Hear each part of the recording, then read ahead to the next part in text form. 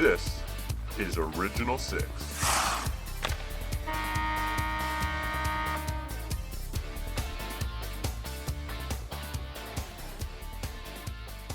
What is going on, everybody? Welcome back to Original Six, the podcast. Ryan Savine, as always, joined by Paul Ananitis and Zach Mullen. And we are joined by a very, very special guest today. And Paul, I'll actually let you do the honors of introducing him. Yeah. So he is the host of TSN's hockey coverage, best-selling author of 3 books. And some people will call him the guy on the left. And if you saw the last Leafs game on TSN, some people would also call him Jimmy Studio. And if you haven't guessed by now, James Duthie is the guest today. James, thank you for coming in. Thank you, buddy. And for the sake of Ryan and sorry, is it Zach down there? I can't read my phone. Ryan and Zach, sorry. I have embarrassing photos of Paul when he was about 6 years old, if you guys want them anytime. Yes. Okay? Oh, 100%. Nice. Oh, definitely. 100%. I forgot you actually had those. We'll kick Paul out of the call so you can just show the camera. Just so that doesn't sound creepy. Paul was friends with my son, because it did sound a little creepy if you didn't know what the hell I was talking about. Yeah, I was friends with his son Jared for a long time. We went to elementary school together. That's right. So what we're gonna do today. So the first question we want to ask you, James, before we get into all the hockey stuff, we just wanted to say, how did you first get into sport broadcasting? I think like most guys, I was a failed athlete who, growing up, thought I'd be a professional football player, which is pretty hilarious when you look at my frame. But I actually believed that probably till about grade 12. And I was going to go to McGill and play football. And then I guess at the last second realized that the 49ers were probably not interested in like a 5'10", 150-pound mediocre speed cornerback. So I just thought what would be the next best thing. I ended up taking journalism at Carleton and was a news reporter for a bunch of years. When I broke out, there weren't a lot of jobs in sports, kind of like it is now. But so I took a news reporting job and was a news reporter for several years, and then started doing sports. And finally TSN, I guess, saw me somewhere and noticed me, and I kind of got that big break that everybody waits for. So during your time at Carleton, were you always wanting to cover hockey and the Maple Leafs, or did you ever focus on football from high school? First of all, in Ottawa, nobody wanted to cover the Maple Leafs. Okay, buddy, you got to get that straight. That's true. Very true. Very true. No, I would do anything. I mean, I loved all sports back then. Football was probably my number one, just over hockey.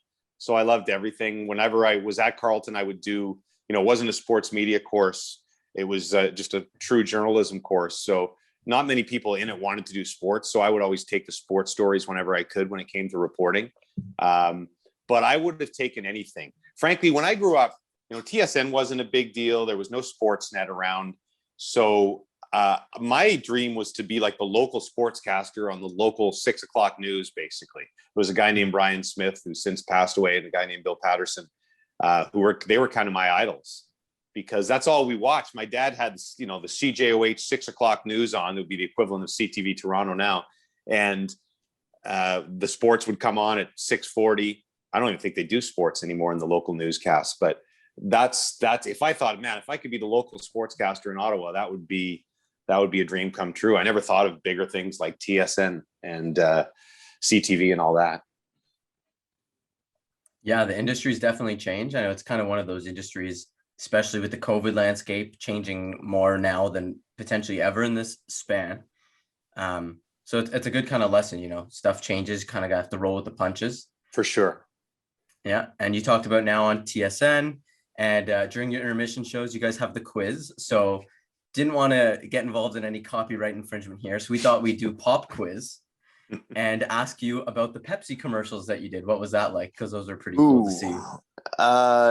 Yeah. So they came to me last year and wanted to do, the concept was the last commercial break of a Leafs pregame show.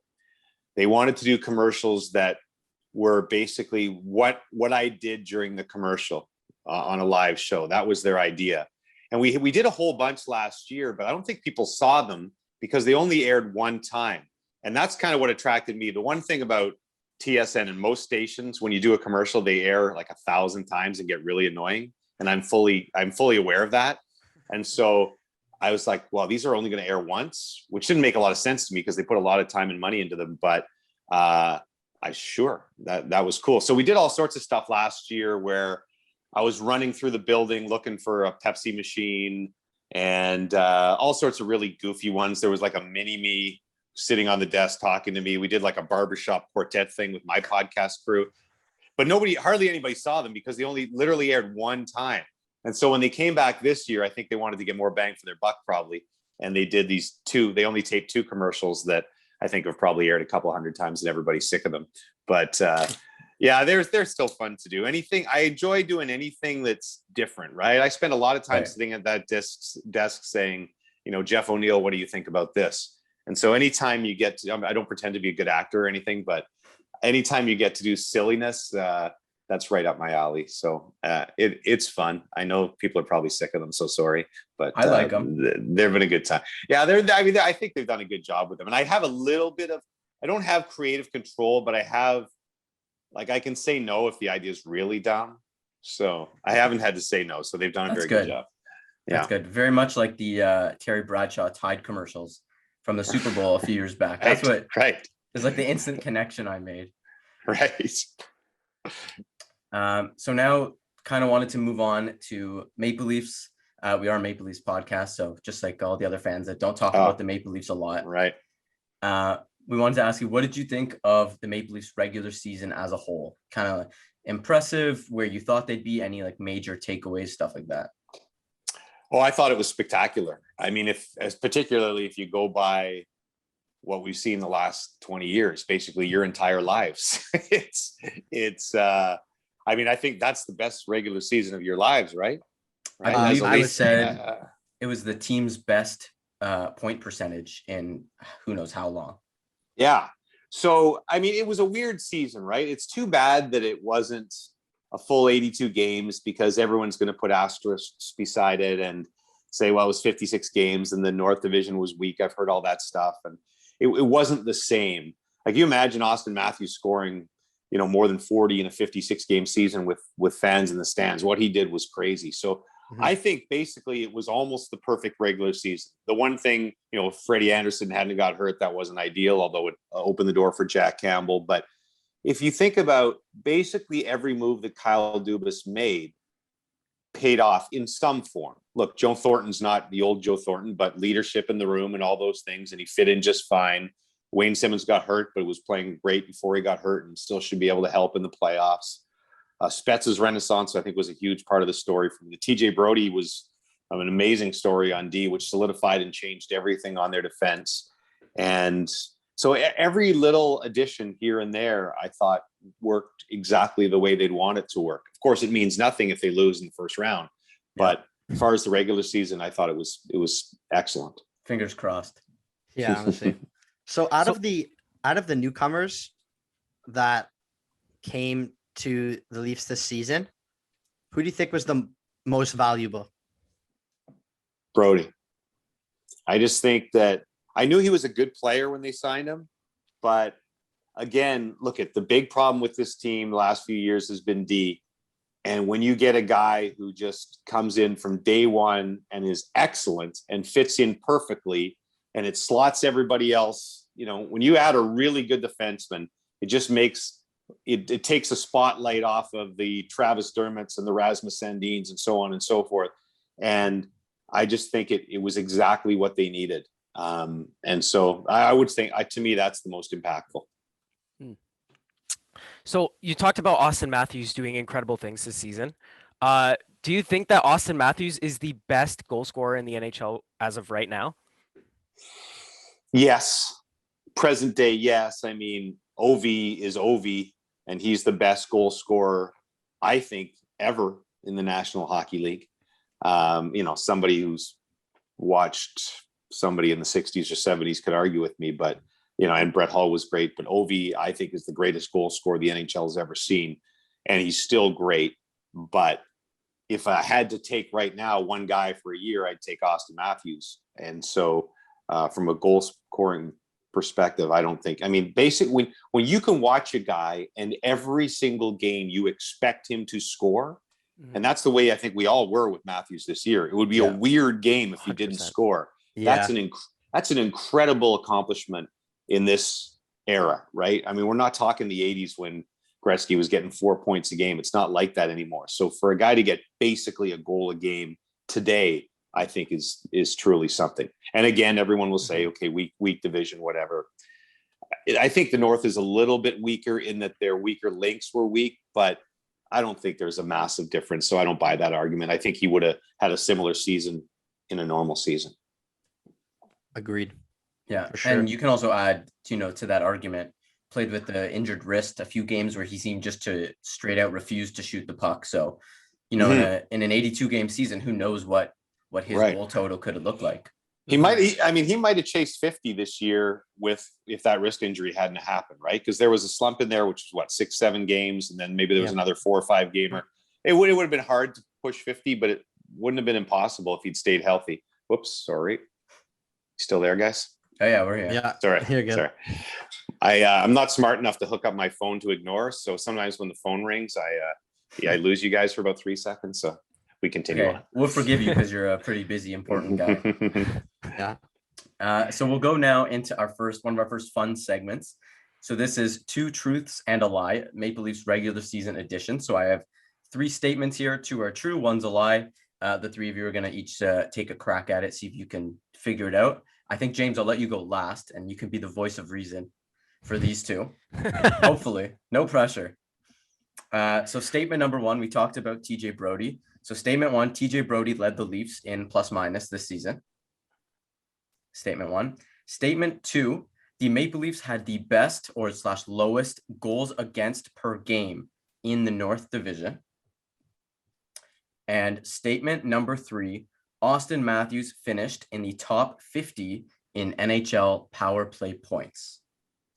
So I'll go over those again quickly. So statement 1, TJ Brodie led the Leafs in plus minus this season. Statement number 2, the Maple Leafs had the best or lowest goals against per game in the North Division. And statement number 3, Austin Matthews finished in the top 50 in NHL power play points. Give you some time to think. Paul, you're smiling, so I'll start with you. All right. So what I'm going to say is, so the Leafs had that absolutely horrible slump on the power play. I think 1 for 50, if I'm not mistaken. And when I was doing all the stats for our games, I remember TJ Brodie's plus minus being absolutely ridiculous. So I think that one's true. And I'm going to say the lie is that Austin Matthews is top 50 in the league in power play points. I'm going to go with the obvious one. Okay. Zach, I'll come to you. Ooh. I think I say this every time, but Ryan, you make these harder every week. And I'm always stumped on which one. Man, I didn't know about the if anyone's listening and not watching, James, you look like you're very deep in thought. I'm working this thing hard. Usually I'm the host of the quiz, right? So I can't screw this up. Yeah. All right. You have a bit of time. Zach, keep going there. I know that so you said the second one was the Leafs had the best goals against in the North Division, right? Goals against per game. So the per game average. I'm leaning towards that one as a lie. I know the Leafs have been good, and I know we've talked about them being way better than they were last season, but I don't know if they've got the lowest. Maybe, Vancouver's got the edge. I'm just kidding.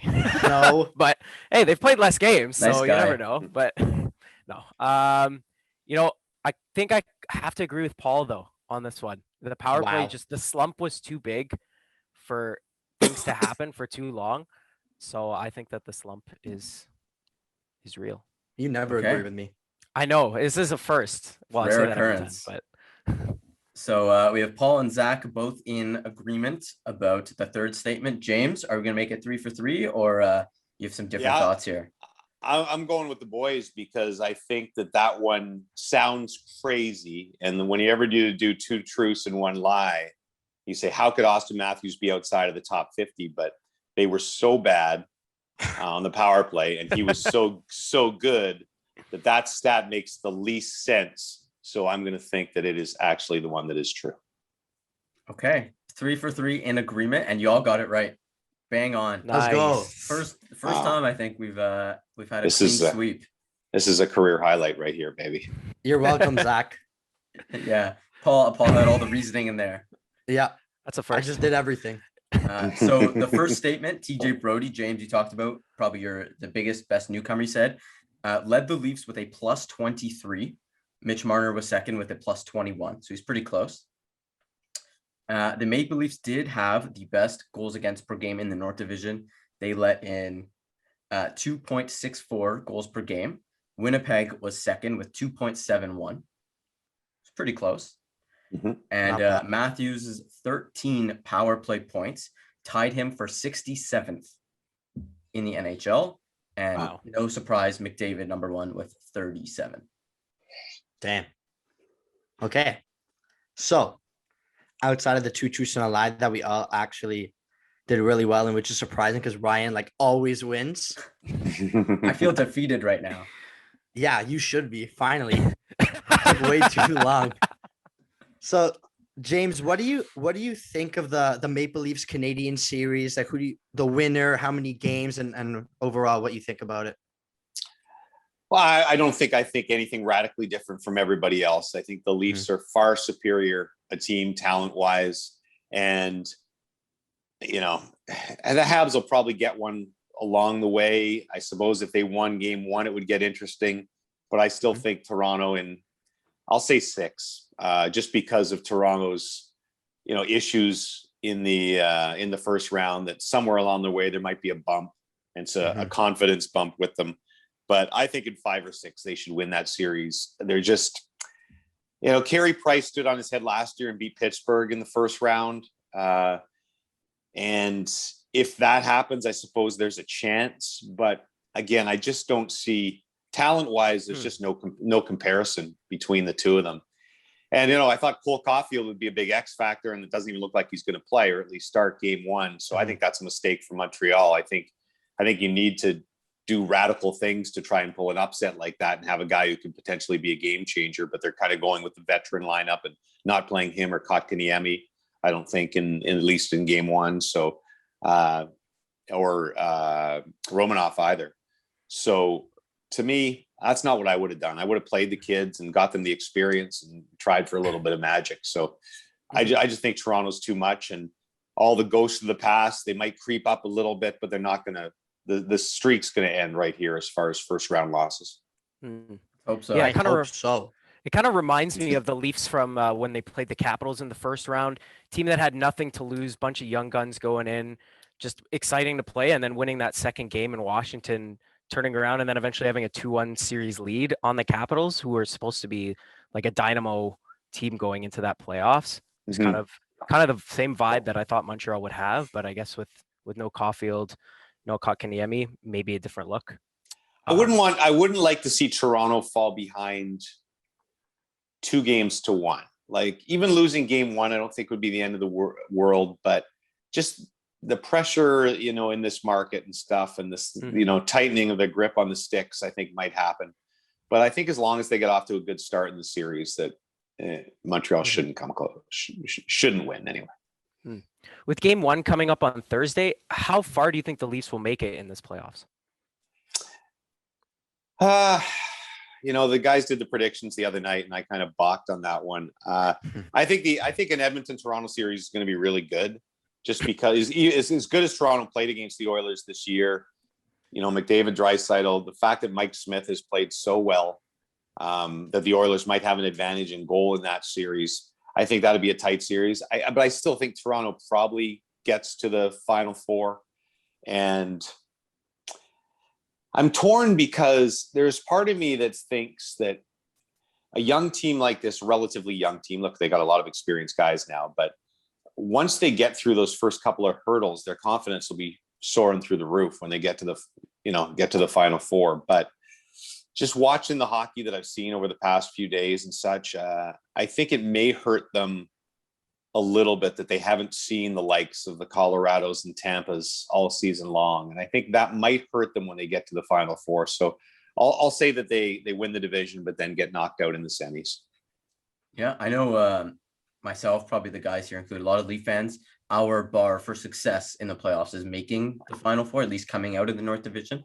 Would we like them to go on? Absolutely. But, that's kind of like let's make it here and then see what happens, and we'll be content at least. I think organizationally, they wouldn't say this out loud, but I think that's kind of the same.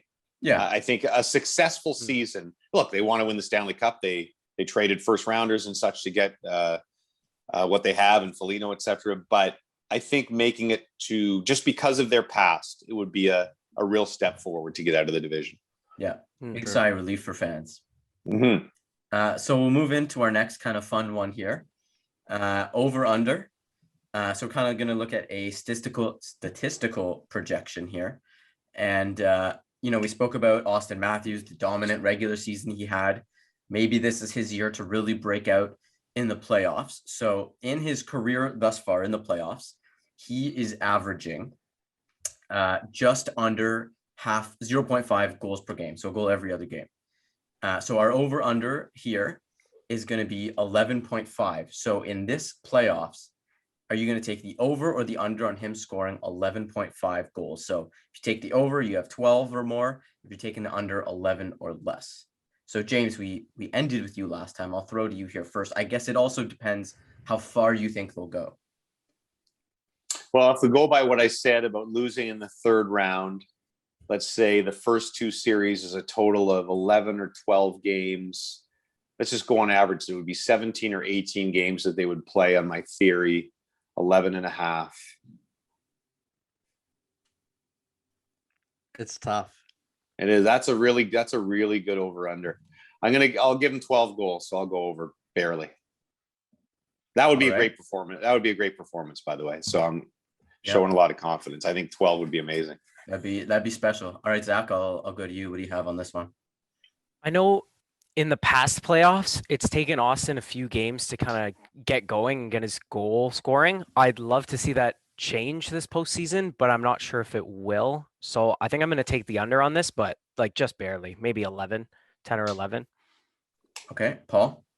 I'm going to go over just because I want Matthews to go over 11 goals in the playoffs. It's a good reason. So yeah, I'm going to take the over on this one. It's a good rule. A good rule in sportscasting, Paul, is never use logic or research. Just go with your heart. Yes, I'm going to do that this time. Paul, I was thinking if you were going to take the under, I would take the over just to agree with James. But since you didn't, want the over. I will take the under. I think he'll have a good playoffs. I think this is his year to be pretty dominant, but you could make the argument the playoffs have to be where your entire team comes to play. And I think, it wouldn't surprise me if the Maple Leafs depth comes to play in the playoffs more than in the regular season.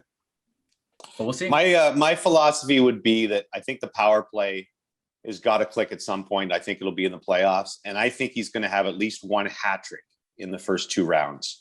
And so that's what my reasoning for pushing him over is. So there's my little prop bet. I think he gets a hat trick somewhere in the first two rounds. All right. Wizard Take notes, prediction. everyone. Yeah. At the beginning of the season, actually, we wrapped up an episode and Zach, out of nowhere, said, I have a Wizard prediction. And he predicted a Leafs hat trick. And then next day was Jason Spezza's hat trick. Unbelievable. Yeah. We have I don't think the he's got recording another to one prove it. since. So we'll see. We'll take the one Wizard prediction. So we talked about, James, you kind of said Mike Smith, goaltending. No one in Toronto has talked about goaltending at all this season. So let's be the first. Let's be the game breakers here. How confident are you in Campbell to start in the playoffs? And how quickly does Keefe go to Anderson if things don't go as planned? I don't think I'm any less confident in Campbell than I would be in Freddie Anderson, if that says anything. I mean, the guys, I think the thing that Jack has going for him is that he doesn't have to be spectacular. Like if you look at the other end and Carey Price is probably sitting there right now going, okay, I'm going to have to steal a couple of games for us to have a chance in the series. Jack Campbell doesn't have to do that. He has to give up, 2 or less and they probably win. Sometimes 3 or less and they probably win. So he doesn't have to be great. And I think there were some years where Freddie felt he had to be great with the Leafs and that probably hurt him. So if Campbell just plays okay and plays the way he did mostly during the regular season, he'll be just fine. So as far as the leash goes, I think it would take, I don't think losing a game, they go to Freddie. I think it would take a really bad game by Campbell, and then followed by, a bad period to start. Let's say they lose 5-3, just a scenario in like game 3 or something. And then in game 4, he gives up 3 in the first. Then maybe it's Freddie comes out, and if Freddie plays well, he starts the next game. Like some sort of scenario like that. It's really hard to figure out in your head, but I don't think they're gonna yank him after one bad game, because then you're in a big hole if Freddie doesn't perform. So Right. I think it's going to take two poor performances before we see Anderson get a start, if that makes sense. Right. Plus factor in the Agreed. back-to-back somewhere in there. Right. Which is a whole yeah, other... and that's a possibility. Where is the back-to-back games? 3 and 4? 3 and 4. Yeah. Okay, so they're up 2-0. They win game 3. Maybe that's where you see Freddie, That's what I because thought now as well. you're up 3-0. If it's 2-1 and Campbell's look good, I think you stick with him. And obviously, if you're down 2-1, that's obviously another time where it probably would be Freddie. Yeah, that's exactly what we were saying.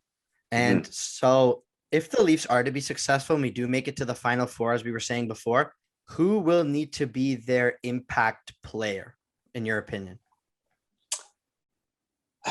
I don't know about impact player, but to me, it's on John Tavares and that line in particular, but Tavares would be the key. Nylander obviously would be the one right below that, because I think, Matthews and Marner are going to be fine.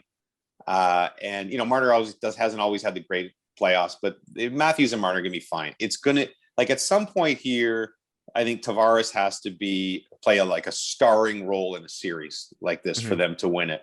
So I think that's a kind of a Captain Obvious answer, but I think it's true. I think it's JT in that second line, if they're really going to go deep, have to be excellent. Yeah, for sure. So we asked you about the newcomers in the regular season, but which new Maple Leaf that they acquired at the deadline or in the offseason will be the biggest asset for the team specifically for the playoffs? That's a good one. I'm going to say Foligno. I could go back to Brody, obviously, but we've talked about him. So to give you a different answer, I think Wayne Simmons and Joe Thornton, their experience and such will help, but how many minutes is Joe Thornton really going to play? So I think Foligno, can he be when you make a trade like that at the deadline and give up what they did, you expect the guy to be a difference maker, like Palmieri was in game 1 of that series. And so that's what Nick Foligno can't just be a useful piece. I think he's got to be, it doesn't have to, he doesn't have pressure to rack up a ton of points or anything, but I think he has to have an impact on the game in the ways that Nick Foligno can, and be noticeable out there on a shift-to-shift basis sort of thing. You can't just say, oh yeah, he fits in, he's okay. Look, they're starting him on the second line.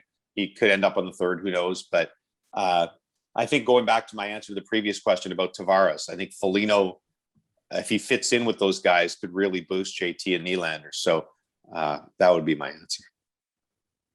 Okay. I think also that's kind of the player we've seen a little bit of, but not too much. So he has a lot of potential to show us what we haven't seen yet, which is Sure. Safe to say.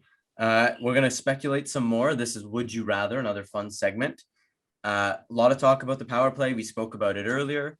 So it's simple. Would you rather see the Maple Leafs go with a stacked first unit or a even more balanced 2-unit approach? This coming off the news that Keefe said they're likely going to go with the even approach, weren't really able to do it when they wanted to with Hyman out for as long as he was. Zach, I'll start with you. What do you have? I kind of like the balanced 2-unit approach. I think there's a lot of pressure on that first unit to perform, especially after the struggles during the regular season. There's a lot of eyes on the Leafs power play. And I think just by spacing it out, giving guys like Spezza and Simmons chances to score on the power play, which they have done well in the past, is a good option. And, maybe Montreal stacks their first penalty kill unit with their best penalty killers. And then you've got then they've got to like line match and do all these things on their penalty kill to try and mix it up and try and keep their defense stable. So I do like the balanced 2-unit approach. Okay, Paul, what do you think? I agree. I like the balanced approach as well, especially with the struggles that have been happening. If it continues in the playoffs and we see the first line struggle, when you bring the second line on, you have an even balance of everything you've had on the first line. So it kind of gives you options all around. Okay, James, I have a feeling you're gonna agree with the guys here. Well, it's just, I mean, it depends. If the first unit's staying out there for 140 or something, then I always feel it's not really fair to the second unit when you get 25 seconds to really establish things. And that's just particularly during the slump. I don't have any stats in front of me, but it felt like they were staying out there a long time trying to break it. If you're going to really balance it that way, then you got to give them 45 seconds or something like that, at least, to have a fair shot at it. I simply like the idea of Hyman maybe being on the first power play, we haven't seen him for so long, and he can do different things instead of just a complete all skill thing. So if that moves, what does that move? Nylander, the second unit? Yes. Then I'm good with that anyway. You know what I mean? Whether you call it balance or not, I just like the idea of Hyman on the first unit. Yep. Totally. Agreed. I'll make it a clean sweep. I like it because there won't be too much video scouting that, at least Montreal in the first round will be able to do. We saw the balanced unit. What Simmons will look like on the power play is still kind of a question mark. We saw it briefly. It was even more brief when it was successful. So I think a little bit of a surprise factor, maybe throw a couple wild cards at Montreal, but it'll be interesting to see if the balanced unit game one can make a difference. So going out of the Leafs a little bit here, we're going to go into the playoffs as a whole. And what series or potential series are you most looking forward to and thinking will be the most exciting? Or if you've already been watching some that have been the most exciting, what do you think? First of all, I think it's been great for the most part. Last night's games weren't quite as classic as they were on the weekend, but Tampa, Florida, it's going to be a shame if the Panthers go out in 4 because that's a really good hockey team. Mm-hmm. I think that the one that I probably look forward to the most would be Colorado, Vegas, if they both win, because I've kind of felt all year long that they were 2 of the top 3 or 4 teams in the National Hockey League. And so I just love watching Fleury play. I love watching Mark Stone. Obviously, Nathan McKinnon's, second best player in the world, probably, or second or third, depending on how you argue it. So to me, that's a powerhouse. That's a Stanley Cup final worthy series in the second round. Totally. So going off that, who's your pick to win the Stanley Cup? I picked Colorado before the season, and I picked Colorado on our playoff preview the other night. I'm rarely right. So like everybody else, I think it's crapshoot. Toronto's really good. Tampa's really good. Colorado, they looked really good the other night, but if St. Louis upset them in the first round, I wouldn't be crazy shocked, right? Wouldn't be shocked if Minnesota upset Vegas and so on and so forth. I think it's a real shame that, the buildings aren't full everywhere. We're starting to see fans, which is nice, but because I just think some of these matchups are just awesome all the way down the list. Yeah. So I wish Montreal-Toronto, I would have answered Montreal-Toronto in a normal season where the Bell Center would have been going crazy and Scotiabank would have been going nuts. That would be the series that, of course, we've all been waiting for 42 years. But I just the other one's the one I love. Yep. I picked Colorado. I went back to I lost my train of thought, but Colorado I'm staying with to win the Stanley Cup. I think Colorado's been the team that everyone picks, and I don't know if there's like a curse or any voodoo, but at least it seems like last year as well, Colorado was the team to beat. I glanced up at the TV screen and I was watching a golf highlight, so I lost my train of thought for 2 seconds, and then I just went. Which is a dangerous thing as a host when your brain flies off to another land. Yeah. I also think Carolina might surprise some people, even though they were a division winner. I think they have some scary, sleepy talent. Absolutely. All right, so we'll move on. This is our last fun segment of the day. Not that everything hasn't been fun when we have special guests joining us.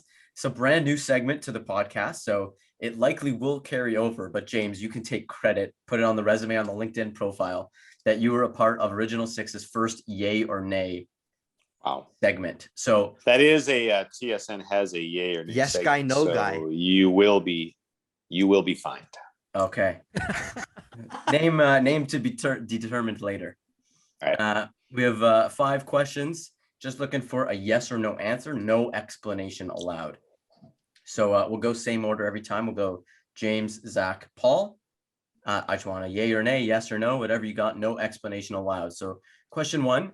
Do you think the winner of the Stanley Cup will have an asterisk next to their name for this season? Nay. Yay. Yay. Okay, question 2. Do you think the team that comes out of the North Division will be at a disadvantage for the final 2 rounds of the playoffs? I know I'm only supposed to say one answer, but are we talking about because of the level of play in the North this year, or because they may And have to fans as travel well. to the States and all that stuff? All of the above. Nay, that's a cop-out. I'll say nay. I'll say nay as well. Okay. Question number 3. Will Zach Hyman outscore John Tavares in the playoffs? Nay. Nay. Yay. Okay. Paul wanted to be different. This is a little bit of an opinion one. Question 4. Will TJ Brody be the Leafs' most important defenseman in the playoffs? Nay. Yay. Yay. Okay. Question 5. Last one we got here. Will Joe Thornton be a healthy scratch at any point in the playoffs? Sexy question. That's a sexy question. Yay. Yay. Yeah, yay. Okay. That was yay or nay, yes or no, nod or don't nod, whatever we want to call it after this to avoid that any copyright strikes, as Instagram would call it. So before we end the episode today, for everyone listening, James, who wants to be a broadcaster, who's studying broadcasting and watching you all the time on TV, much like ourselves who want to be in this industry, what advice would you give? Paul, I don't know if it's changed much from the advice that I think I probably gave you when you were going to go into sports media. Mhm. Is that it's very tough. It's tough because there's just a lot of people that want to do it, and not as many quality jobs as another industry. I always can say, look, if you want to be a doctor or a lawyer or whatever, maybe the top 20% or 10% of that business do really, really well, right? And achieve exactly what they want. Whereas in media, maybe it's the top 1% or 0.25%, right? Just because there's only so many jobs on TSN or wherever it may be. But I would never say run away from it. I know there's a lot of people these days that say, journalism is so tough and broadcasting is so tough. Go do something else. I always say, why? You can't say that, because people told me that when I was doing news back in Ottawa. People said to me, don't go into sports. Sports is a dead end street. Your career is going to go nowhere if you go into sports. I remember having a conversation like that with my executive producer at CJOH. And if I'd have listened to him, who knows where I'd be right now. Right. So you do have to, if you're something you're passionate about, like you guys are, go for it as much as you can. The only caveat I would say is, have a backup plan. So pursue your dream with every bit, that you can, send out tapes to news stations, radio stations, TV stations, whatever, do your blogging, do your podcast, all of that. But just have in the back of your mind, okay, if this doesn't work out, I am going to be a blank, whatever the second best thing you'd like to be in your career, I guess. For me, it was always, I was going to either go back to be a teacher and teach gym, or maybe join the RCMP. Those were always in the back of my mind when I thought I'd fail in the business, which still happens once in a while today. I'll still go back and be a gym teacher, but they've somehow put up with me for 25 years or whatever. So that's not fantastic advice, but that's pretty much all I got. So you guys do a good job on this thing. So shoot for the stars. Yeah. Do you think you said backup plan is Maple Leaf fan a reliable source of income? I'm not sure that would work. I don't think that's an option. We'll see. We'll see what happens. You never know. All right, James. Thank you again for joining us. It's a huge honor for us. I know it's weird because we feel like we know you because we've been watching you for so long. At least for Zach and I. You look a little different without the suit, I will say, but a good difference. Yeah, sorry. I know. I'm just got out of the shower 2 seconds ago, and makeup. I haven't had my Botox this month, so I might look a little different. Yeah. Ryan, Zach, and Paulie, it's awesome to be on with you guys. And since you're clearly diehard Leaf fans, I hope things go well for you, because this will be a really depressing podcast if you go out in 6 to Montreal in the first You're round. right. Don't jinx right. anything. It'll be pretty sad. But yeah, Thanks for James, having me on, boys. again, Thank thank you you very again. much. James Duthie, you can catch him on TSN covering the Maple Leafs and the playoffs. Him and the gang there on the intermission shows. A lot of fun watching you guys. And if you're listening to this has been the Original Six podcast. Follow, subscribe, like, whatever you want to do, reach out. And thank you for listening and being a part of our podcast. And we'll see you in the playoffs. Go Leafs, go. Go Go Leafs, Leafs, go. go. I'm not saying that.